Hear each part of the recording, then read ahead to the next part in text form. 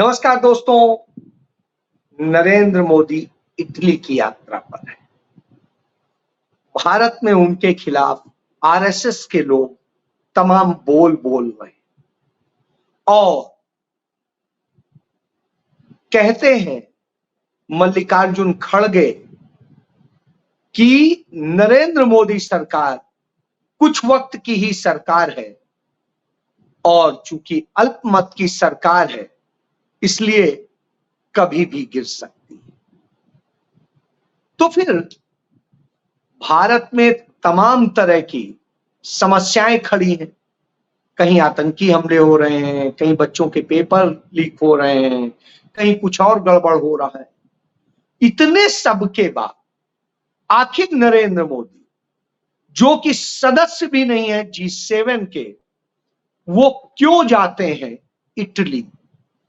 इसको लेकर के चर्चा करनी बनती है। इसी को लेकर आपसे बात करूंगा कि नरेंद्र मोदी एनडीए सरकार के प्रमुख बनने के बाद, प्रधानमंत्री बनने के बाद में, जिन्हें 1/3 प्रधानमंत्री कहा जाता है, वो इटली पहुंच जाते हैं। अभी तक 24 घंटा हो गया है, इटली के प्रधानमंत्री से उनकी मुलाकात नहीं हो सकी है। सोचिए, जिन्होंने बुलाया है उन्हीं से मुलाकात नहीं हुई है। सम्मेलन है G7, जी सम्मेलन के जो सदस्य देश हैं, उन सदस्य देशों में भारत शामिल नहीं है। सदस्य देशों में शामिल नहीं है, फिर भी जाता है। क्यों जाता है? ऐसे वक्त में जाता है जब नरेंद्र मोदी की बतौर प्रधानमंत्री सबसे ज्यादा जरूरत भारत में है। G7 में अमेरिका है, ब्रिटेन है, फ्रांस है, इटली है, जर्मनी है, कनाडा है और जापान। पहले रसिया भी था, लेकिन रसिया ने जिस तरीके से साम्राज्यवादी प्रवृत्ति अपनाई, वो उससे दूर हो गया। एक और देश वहां आमंत्रित किया गया है, यूक्रेन। यूक्रेन भी उसका सदस्य नहीं, लेकिन बुलाया गया। अब आप समझिए, ये वह संगठन है जिसे हमारे पूर्व प्रधानमंत्री डॉक्टर मनमोहन सिंह ने रईसों का ऐशगाह बताया था। जो रईसों का ऐशगाह है, उसमें नरेंद्र मोदी क्यों गए? चलिए इस पे बात करें। इसके पहले कुछ चीजें खोल के बता देता कि नरेंद्र मोदी वहां पहुंचे हैं, ये सम्मेलन शुरू हुआ है, उसके जस्ट पहले उसी इटली की संसद में सांसदों के बीच मार काट हुई है। एक दूसरे के ऊपर हाथ पांव चले और स्थिति यह हुई कि एक सांसद को व्हील चेयर से बाहर ले जाना पड़ा। यह घटना हुई। कोई भी दल कोई बहुत बड़े बहुमत से नहीं, बहुत कायदे से पक्ष और विपक्ष है टक्कर, उस स्थिति में होता है। क्यों यह संग्राम होता है? क्योंकि सत्तारूढ़ दल यानी मिलोनी का ग्रुप मुसोलिनी का समर्थक है। वही मुसोलिनी जो प्रथम विश्व युद्ध का कारण था और जिसके कारण पूरे देश में तानाशाही की स्थिति हुई, जो हिटलर का भी गुरु था। जी हां, उसी मुसोलिनी के। और श्रीमती सोनिया गांधी इटली की जरूर है, लेकिन मुसोलिनी के जो खिलाफ वाला पूरा समूह था विचारधारा का, उससे उनका परिवार संबद्ध रहा। तो इससे आप समझ सकते हैं, एक लोकतांत्रिक विचार वाला है, एक वो विचार वाला। आप कहेंगे नरेंद्र मोदी का इससे क्या लेना देना? जी हां, वही बताने के लिए आपको कि नरेंद्र मोदी का इससे लेना देना है और इस समय क्यों गए हैं, इसका खुलासा करने जा रहा। आरएसएस के जो संस्थापक थे डॉक्टर हेडगेवार, वो हेडगेवार के मेंटोर थे बीएस मुंजे। नाम सुन लीजिए, बीएस मुंजे। बीएस मुंजे बाल गंगाधर तिलक के साथ में कांग्रेस पार्टी में हुआ करते थे 1907 से लेके 1920 तक। लेकिन जब महात्मा गांधी ने, नेहरू ने, तब जो है बड़े नेहरू थे मोतीलाल नेहरू जी, उस समय में सत्याग्रह और सेकुलर और सबको साथ ले चलने की विचारधारा को खड़ा किया गया था। जब इस विचारधारा के साथ कांग्रेस आई तब कांग्रेस बड़ी कांग्रेस बनी। उसके पहले तक वो एलीट की कांग्रेस होती थी। तो वो जब जन जन की कांग्रेस बनाने की दिशा शुरू हुई और हिंदू मुस्लिम सबकी, सिख एकता की बात हुई, उस समय तकलीफ हो गई मुंजे को। और मुंजे उसके बाद में उससे अलग हो जाते हैं और वो हिंदू महासभा के अध्यक्ष बन जाते हैं, उसी हिंदू महासभा के जिसके सावरकर थे। और हिंदू महासभा के वो 1948 तक अध्यक्ष रहे अपने आखिरी वक्त तक। तो आप समझिए, मुंजे ने जब गोलमेज सम्मेलन हुआ तो अंग्रेजों ने उन्हें विशेष तौर पर आमंत्रित किया हिंदू महासभा के प्रतिनिधि के तौर पे, हिंदुओं के प्रतिनिधि के तौर पे। उन्हें देश में हिंदुओं का प्रतिनिधि माना, हेडगेवार को नहीं बुलाया, उन्हें बुलाया। वो वहां गए और वहां से वो सीधे इटली पहुंचे। तब तक आरएसएस कुछ नहीं कर पा रहा था, सिर्फ अपने रेंग रहा था जिसे कहें। तो वहां गए, वहां वो मुसोलिनी से मिले, वहां के मिलिट्री ट्रेनिंग स्कूल्स और दूसरे और तमाम सारे उन्होंने संस्थाएं देखी, वहां की कार्यप्रणाली देखी और देखा कि कैसे तानाशाही स्थापित की जाती, उसका अध्ययन किया और यह बात उन्होंने अपनी डायरी में जिक्र किया। और वहां से लौटने के बाद वो आए, उन्होंने हेडगेवार से मुलाकात करी और उन्हें बताया कि आप शाखाएं लगाना शुरू की, उन शाखाओं में इस तरीके से फिजिकल ट्रेनिंग दीजिए और वहां पर ही वैचारिक रूप से धीरे धीरे धीरे लोगों के दिमाग में जहर भरना शुरू कीजिए। जब आप ये जहर धीरे धीरे डालेंगे तो ये उनके खून में सम्मिलित हो जाएगा जो लंबे समय तक शाखा में आएंगे, और उसके बाद वो चाहेंगे भी तो निकल नहीं पाएंगे क्योंकि वो नशे की तरह हो जाएगा। और उन्हें ज्ञान से दूर कीजिए, उन्हें बहुत पढ़ने पे मत फोकस कीजिए, उन्हें अपने साहित्य, अपनी चीजें, अपनी पूरी वैभव, अपने ऐश्वर्य को पढ़वाइए और इस पे काम किया। मुंजे ने एक मिलिट्री स्कूल भी खोल, वहां पर ट्रेनिंग देने का क्रम शुरू किया कि हम ऐसे लोग तैयार करें जो आगे जाके सेना में जाएं, तमाम फोर्सेस में जाएं और वहां जाकर के वह स्थिति पैदा करें, वहां पर भ्रम पैदा करें और इन विचारों को धीरे धीरे वहां पर लोगों के बीच में करके एक माहौल उनके लिए बनाने का प्रयास करें, उनके लिए बन जाए कि एक प्रकार से उनके प्रतिनिधि बन जाए। तो इस तरह का खेल ये शुरू हुआ था। बहरहाल आज भी वह खेल जारी है, कुछ कम है, कभी कम होता है, कभी ज्यादा होता है, हो रहा है।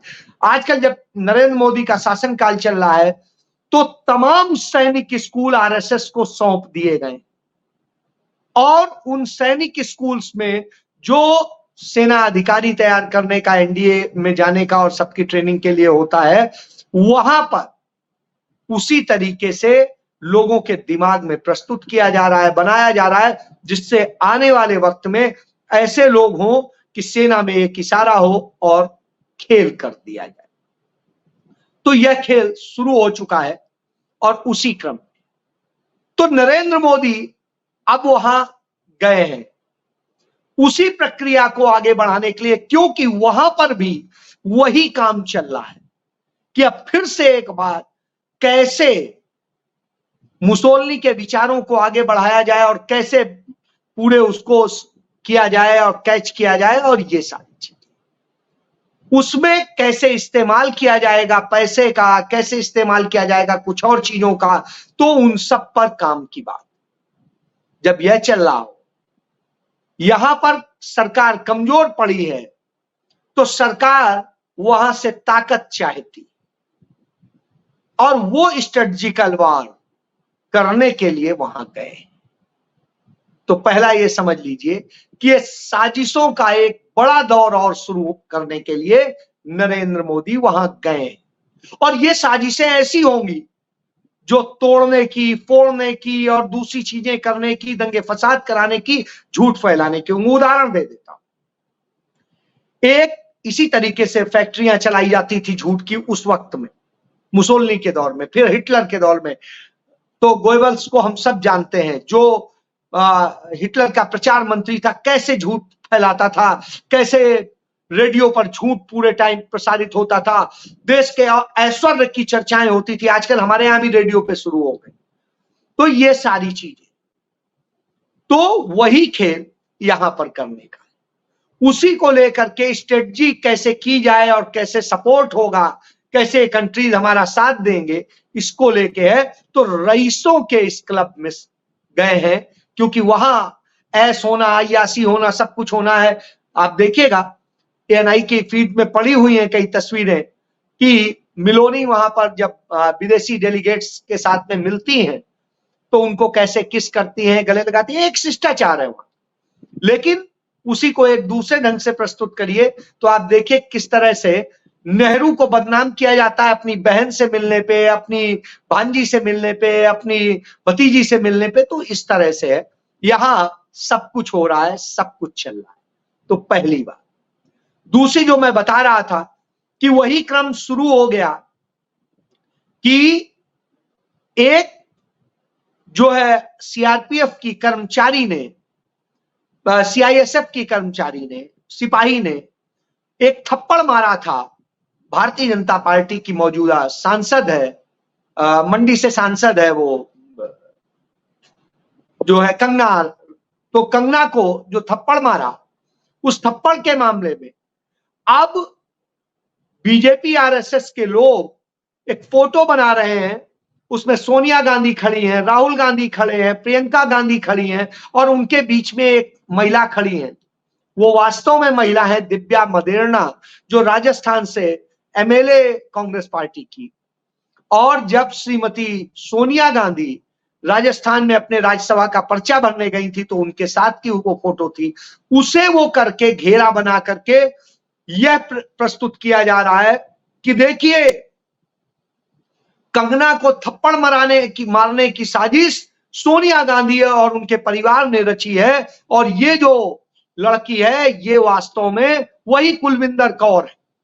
वो दिव्या मदेरणा को कुलविंदर कौर बना देते हैं, जैसे पंडित नेहरू की भतीजी को जाने क्या बना देते हैं, पंडित नेहरू की बहन को जाने क्या बना देते हैं। वैसे ही खेल समझ, इससे नफरत के बीच कैसे बोए जाए, यह खेल। तो इस तरह खेल किए जाते हैं। चलिए, यह तो एक बात हुई। तो ये प्रयोग। उधर आरएसएस जैसे उस समय खेल कर रहा था, डॉक्टर हेडगेवार अपने आप को अलग दिखा रहे थे, वहीं बैठे थे, मुंजे जाके पूरा मैनेज कर रहे थे। अब वही देखिए नरेंद्र मोदी उधर जा रहे हैं उन सारी ताकतों से जो उस समय भी उन्हीं ताकतों से, ब्रिटेन से, इटली से, ये सारी चीजें आज मुंजे की तरह से वो रोल अदा कर रहे हैं। और इधर मोहन भागवत कुछ कहते हैं कि अहंकारी है और जाने क्या है। इधर पे उनके दूसरे इंद्रेश कुमार, जो समझौता एक्सप्रेस में ब्लास्ट मामले में आरोपी रहे, वो कहते हैं घमंड में मोदी का नाम नहीं लेते, मोदी के लिए कुछ नहीं कहते। सरकार घमंड में आ गई थी इसलिए 241 सीटों पे सिमट गए। देखिए ये एक सिंपैथी गेन करने का, इधर सिंपैथी गेन करेंगे, इधर ये करेंगे, और इस खेल के तहत ये सारा काम होता है। अब इसके तहत इधर सिंपैथी गेन करके आरएसएस कहेगी देखो आरएसएस तो सही करती है, गड़बड़ ये लोग कर रहे हैं, भाजपा के लोग कुछ कर रहे हैं, कोई बात नहीं, आरएसएस अब सुधारेगी, अब उनको वो करेगी, अब आरएसएस संभालेगी। और जब ये होता है तो फिर वो लोग जो टूटे हुए लोग हैं उन्हें अपने पास ले आए। और उसके बाद जो साजिशों का खेल है वो शुरू होगा, वो दंगों से होगा और चीजों से होगा। इसका एक उदाहरण, कुमारी बेगम के नाम से एक यूट्यूब चैनल चलाती है जो लड़की, वो वास्तव में हिंदू लड़की है, मैत्रेय है, और वो लड़की उसमें किस तरीके से गलत तरीके से सेक्सुअल एब्यूज के लिए सिखाती है कि कैसे क्या करना है, कैसे यौन मतलब शोषण का और तरीके बताती है। अब आप सोचिए, आप कहेंगे कुमारी बेगम और वो जिस तरीके से दिखती है वो अपने आप को दिखाती है, तो मुस्लिम्स के प्रति आपके मन में घृणा पैदा होगी, आएगा ये तो ऐसी सिखा रहे हैं, इनकी महिलाएं भी ऐसी होती, आपके मन में। ये बिल्कुल वैसे ही आगरा में जो पकड़ा गया है राघव, वो भी उसी तरीके से कर रहा था, मुस्लिम का वेश धर करके और नफरत फैला रहा था, गांधी परिवार के लिए नफरत फैला रहा था, तो उसी तरीके से ये करती। तो देखिए खेल इसी तरह से चलते हैं। तो वो साजिशें रची जा रही, मैंने आपको 3 बताई, इसके वो सिखों के खिलाफ, ये मुस्लिमों के खिलाफ, इसी तरीके से सारी चीजें। तो यह खेल चल रहा है।